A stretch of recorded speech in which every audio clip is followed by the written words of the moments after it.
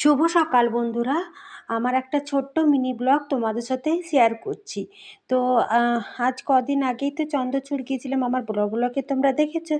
তো একটা ছোট্ট করে মিনি ব্লগ আজকে তোমাদের সাথে শেয়ার করছি।